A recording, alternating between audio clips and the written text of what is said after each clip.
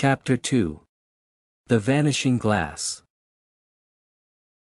Nearly 10 years had passed since the Dursleys had woken up to find their nephew on the front step, but Privet Drive had hardly changed at all.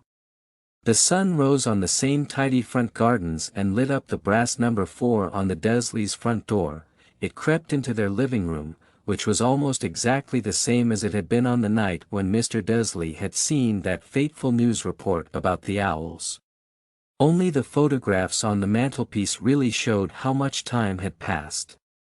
10 years ago, there had been lots of pictures of what looked like a large pink beach ball wearing different colored bobble hats, but Dudley Dursley was no longer a baby, and now the photographs showed a large, blond boy riding his first bicycle on a roundabout at the fair, playing a computer game with his father, being hugged and kissed by his mother. The room held no sign at all that another boy lived in the house, too. Yet Harry Potter was still there, asleep at the moment, but not for long. His Aunt Petunia was awake, and it was her shrill voice which made the first noise of the day. Up! Get up! Now! Harry woke with a start. His aunt rapped on the door again. Up, she screeched. Harry heard her walking towards the kitchen and then the sound of the frying pan being put on the cooker. He rolled onto his back and tried to remember the dream he had been having. It had been a good one. There had been a flying motorbike in it. He had a funny feeling he'd had the same dream before. His aunt was back outside the door. "Are you up yet?" she demanded. "Nearly," said Harry. "Well, get a move on, I want you to look after the bacon. And don't you dare let it burn, I want everything perfect on Dudley's birthday." Harry groaned. "What did you say?" his aunt snapped through the door. "Nothing, nothing. Dudley's birthday, how could he have forgotten?" Harry got slowly out of bed and started looking for socks. He found a pair under his bed and, after pulling a spider off one of them, put them on. Harry was used to spiders, because the cupboard under the stairs was full of them, and that was where he slept. When he was dressed he went down the hall into the kitchen. The table was almost hidden beneath all Dudley's birthday presents. It looked as though Dudley had got the new computer he wanted, not to mention the second television and the racing bike. Exactly why Dudley wanted a racing bike was a mystery to Harry. As Dudley was very fat and hated exercise, unless of course it involved punching somebody. Dudley's favorite punch bag was Harry, but he couldn't often catch him. Harry didn't look it, but he was very fast. Perhaps it had something to do with living in a dark cupboard. But Harry had always been small and skinny for his age. He looked even smaller and skinnier than he really was because all he had to wear were old clothes of Dudley's, and Dudley was about 4 times bigger than he was. Harry had a thin face, knobbly knees, black hair and bright green eyes. He wore round glasses held together with a lot of sellotape because of all the times Dudley had punched him on the nose. The only thing Harry liked about his own appearance was a very thin scar on his forehead which was shaped like a bolt of lightning. He had had it as long as he could remember, and the first question he could ever remember asking his Aunt Petunia was how he had got it. "In the car crash when your parents died," she had said. And don't ask questions. Don't ask questions, that was the first rule for a quiet life with the Dursleys. Uncle Vernon entered the kitchen as Harry was turning over the bacon. "Comb your hair," he barked, by way of a morning greeting. About once a week, Uncle Vernon looked over the top of his newspaper and shouted that Harry needed a haircut. Harry must have had more haircuts than the rest of the boys in his class put together, but it made no difference, his hair simply grew that way. All over the place. Harry was frying eggs by the time Dudley arrived in the kitchen with his mother. Dudley looked a lot like Uncle Vernon. He had a large, pink face, not much neck, small, watery blue eyes and thick, blonde hair that lay smoothly on his thick, fat head. Aunt Petunia often said that Dudley looked like a baby angel. Harry often said that Dudley looked like a pig in a wig. Harry put the plates of egg and bacon on the table, which was difficult as there wasn't much room. Dudley, meanwhile, was counting his presents. His face fell. 36, he said, looking up at his mother and father. That's 2 less than last year. Darling, you haven't counted Auntie Marge's present. See, it's here under this big one from Mummy and Daddy. All right, 37 then, said Dudley, going red in the face. Harry, who could see a huge Dudley tantrum coming on, began wolfing down his bacon as fast as possible in case Dudley turned the table over. Aunt Petunia obviously scented danger too, because she said, "Quickly, and we'll buy you another 2 presents while we're out today. How's that, Popkin? 2 more presents. Is that all right?" Dudley thought for a moment. It looked like hard work. Finally he said slowly, "So I'll have 30, 30. 39, sweetums," said Aunt Petunia. Oh. Dudley sat down heavily and grabbed the nearest parcel. All right then. Uncle Vernon chuckled. Little Tyke wants his money's worth, just like his father. Atta boy, Dudley. He ruffled Dudley's hair. At that moment the telephone rang and Aunt Petunia went to answer it while Harry and Uncle Vernon watched Dudley unwrap the racing bike, a scenic camera, a remote control aeroplane, 16 new computer games and a video recorder. He was ripping the paper off a gold wristwatch when Aunt Petunia came back from the telephone, looking both angry and worried. "Bad news, Vernon," she said. "Mrs. Figg's broken her leg. She can't take him." She jerked her head in Harry's direction. Dudley's mouth fell open in horror, but Harry's heart gave a leap. Every year on Dudley's birthday his parents took him and a friend out for the day, to adventure parks, hamburger bars or the cinema. Every year, Harry was left behind with Mrs. Figg, a mad old lady who lived 2 streets away. Harry hated it there. The whole house smelled of cabbage and Mrs. Figg made him look at photographs of all the cats she'd ever owned. "Now what?" said Aunt Petunia, looking furiously at Harry as though he'd planned this. Harry knew he ought to feel sorry that Mrs. Figg had broken her leg, but it wasn't easy when he reminded himself it would be a whole year before he had to look at Tibby's, Snowy, Mr. Paws and Tufty again. "We could phone Marge," Uncle Vernon suggested. "Don't be silly, Vernon, she hates the boy." The Dursleys often spoke about Harry like this, as though he wasn't there, or rather, as though he was something very nasty that couldn't understand them, like a slug. "What about what's-her-name, your friend, Yvonne? On holiday in Majorca," snapped Aunt Petunia.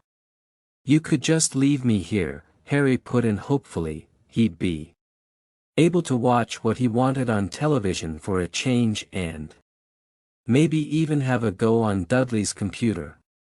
Aunt Petunia looked as though she'd just swallowed a lemon.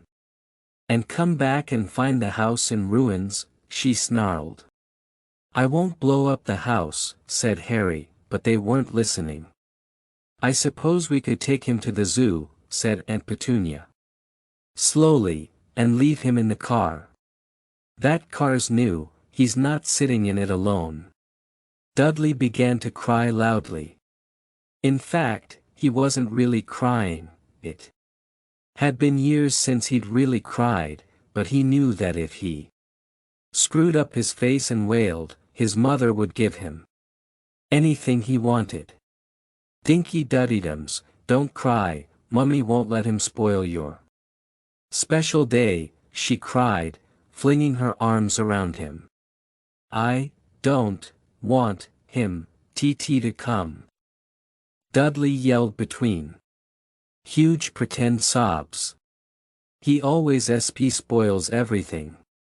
He shot Harry a nasty grin through the gap in his mother's arms.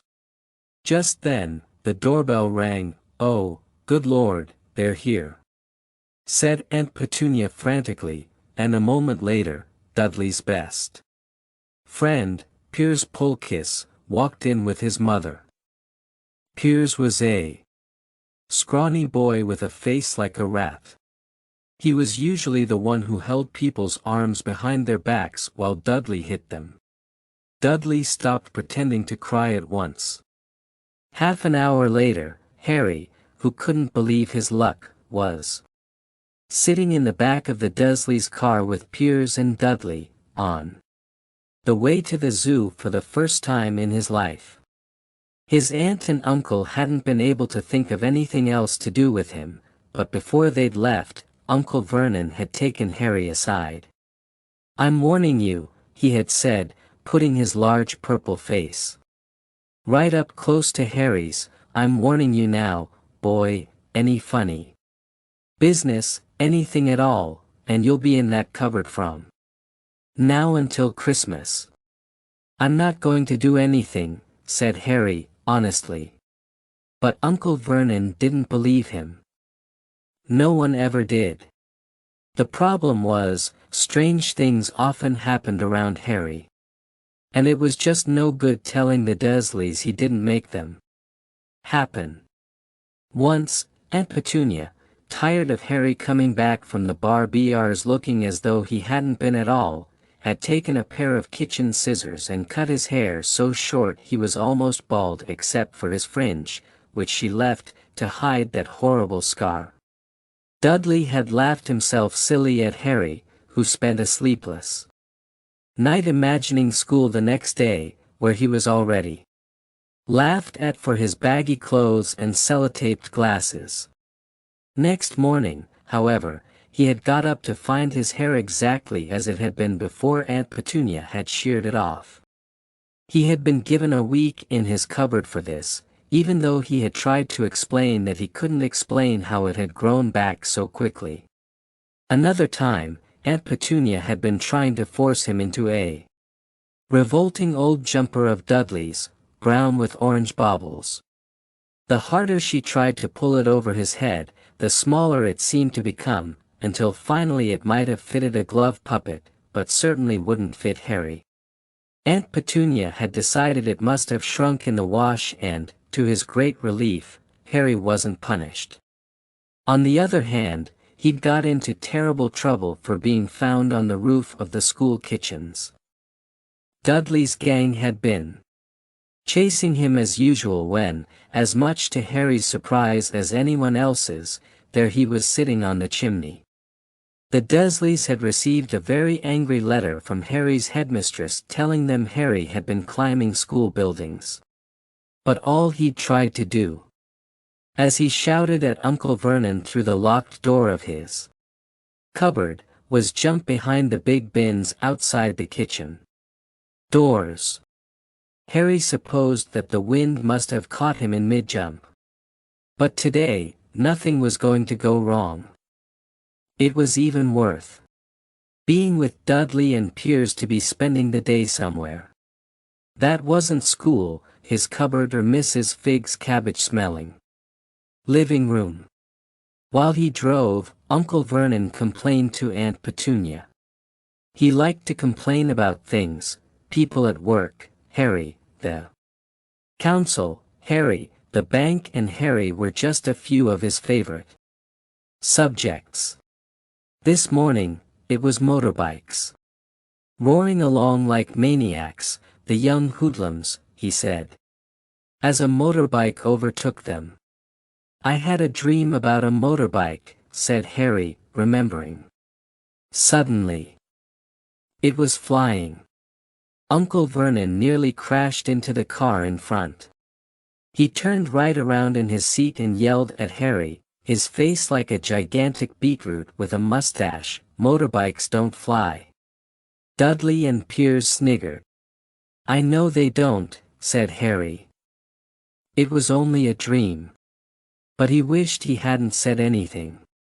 If there was one thing the Dursleys hated even more than his asking questions, it was his talking about anything acting in a way it shouldn't, no matter if it was in a dream or even a cartoon. They seemed to think he might get dangerous ideas. It was a very sunny Saturday and the zoo was crowded with families. The Dursleys bought Dudley and Piers large chocolate ice creams at the entrance, and then, because the smiling lady in the van had asked Harry what he wanted before they could hurry him away, they bought him a cheap lemon ice lolly. It wasn't bad either, Harry thought, licking it as they watched a gorilla scratch its head and looking remarkably like Dudley, except that it wasn't blonde. Harry had the best morning he'd had in a long time.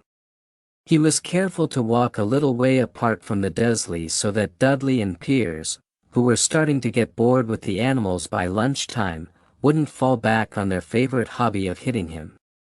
They ate in the zoo restaurant, and when Dudley had a tantrum because his Knickerbocker glory wasn't big enough, Uncle Vernon bought him another one and Harry was allowed to finish the first.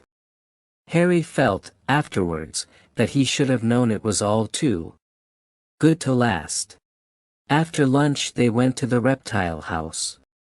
It was cool and dark in here, with lit windows all along the walls. Behind the glass, all sorts of lizards and snakes were crawling and slithering over bits of wood and stone. Dudley and Piers wanted to see huge, poisonous cobras and thick, man-crushing pythons. Dudley quickly found the largest snake in the place. It could have wrapped its body twice around Uncle Vernon's car and crushed it into a dust bin, but at the moment it didn't look in the mood. In fact, it was fast asleep. Dudley stood with his nose pressed against the glass, staring at the glistening brown coils. "Make it move," he whined at his father. Uncle Vernon tapped on the glass, but the snake didn't budge. "Do it again," Dudley ordered. Uncle Vernon rapped the glass smartly with his knuckles, but the snake just snoozed on. "This is boring," Dudley moaned. He shuffled away. Harry moved in front of the tank and looked intently at the snake. He wouldn't have been surprised if it had died of boredom itself. No company except stupid people drumming their fingers on the glass trying to disturb it all day long. It was worse than having a cupboard as a bedroom, where the only visitor was Aunt Petunia hammering on the door to wake you up. At least he got to visit the rest of the house. The snake suddenly opened its beady eyes. Slowly, very slowly, it raised its head until its eyes were on a level with Harry's. It winked. Harry stared. Then he looked quickly around to see if anyone was watching. They weren't. He looked back at the snake and winked, too. The snake jerked its head towards Uncle Vernon and Dudley. Then raised its eyes to the ceiling. It gave Harry a look that said quite plainly, "I get that all the time." "I know," Harry murmured through the glass, though he wasn't sure the snake could hear him. "It must be really annoying." The snake nodded vigorously. "Where do you come from, anyway?" Harry asked. The snake jabbed its tail at a little sign next to the glass. Harry peered at it. "Boa constrictor, Brazil." Was it nice there? The boa constrictor jabbed its tail at the sign again and Harry read on, "This specimen was bred in the zoo." "Oh, I see, so you've never been to Brazil." As the snake shook its head, a deafening shout behind Harry made both of them jump. "Dudley! Mr. Dursley!" Come and look at this snake. You won't believe what it's doing. Dudley came waddling towards them as fast as he could. Out of the way, you, he said, punching Harry in the ribs. Caught by surprise, Harry fell hard on the concrete floor. What came next happened so fast no one saw how it happened. 1 second, Piers and Dudley were leaning right up close to the glass, the next, they had leapt back with howls of horror. Harry sat up and gasped, the glass front of the boa constrictor's tank had vanished. The great snake was uncoiling itself rapidly, slithering out onto the floor. People throughout the reptile house screamed and started running for the exits.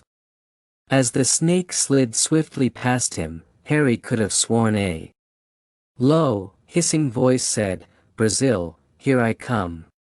"Thanks, amigo." The keeper of the reptile house was in shock. "But the glass," he kept saying, "where did the glass go?" The zoo director himself made Aunt Petunia a cup of strong, sweet tea while he apologized over and over again. Piers and Dudley could only gibber. As far as Harry had seen, the snake hadn't done anything except snap playfully at their heels as it passed, but by the time they were all back in Uncle Vernon's car, Dudley was telling them how it had nearly bitten off his leg, while Piers was swearing it had tried to squeeze him to death.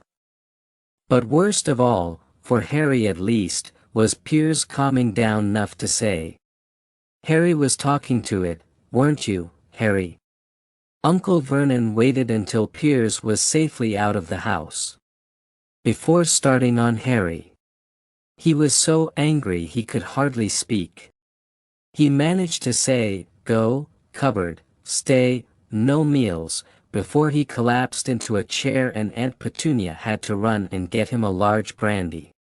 Harry lay in his dark cupboard much later, wishing he had a watch. He didn't know what time it was and he couldn't be sure the Dursleys were asleep yet. Until they were, he couldn't risk sneaking to the kitchen for some food.